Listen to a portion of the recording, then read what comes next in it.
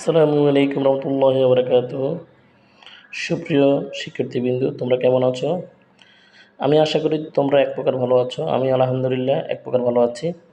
আজ আমি তোমাদের প্রাথমিক গণিত বইয়ের অধ্যায় 14 ত্রিভুজ এর একটি সমস্যা নিয়ে আলোচনা করব। সমস্যাটি হলো, একটি ত্রিভুজের তিনটি বাহুর দৈর্ঘ্য 6 সেন্টিমিটার, 7 সেন্টিমিটার এবং 8 সেন্টিমিটার দেওয়া আছে। 1 নম্বর, ত্রিভুজটি অঙ্কন করো। 2 নম্বর, অঙ্কিত ত্রিভুজের বৈশিষ্ট্য লেখো। যেহেতু ত্রিভুজের তিনটি বাহুর দৈর্ঘ্যই অসমান, সুতরাং ত্রিভুজটি হবে বিষমবাহু ত্রিভুজ। আমরা বুঝতে পারছি। তাহলে আমরা প্রথমেই ত্রিভুজটি অঙ্কন করি।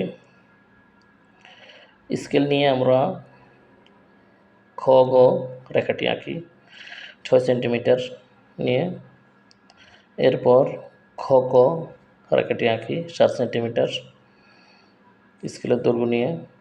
এরপর আমরা ক এবং ঘ যোগ করে দিই, দেখব 8 সেন্টিমিটার মিলে গেছে। এখন পরবর্তীতে আমরা অঙ্কিত ত্রিভুজের বৈশিষ্ট্য লিখব।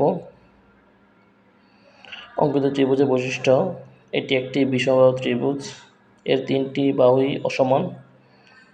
এর তিনটি কোণের সমষ্টি 180 ডিগ্রি।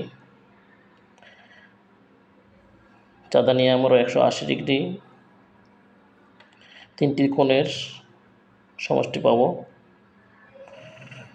আশা করি আজকের এই ক্লাসটি তোমরা সুন্দর করে বুঝতে পেরেছো।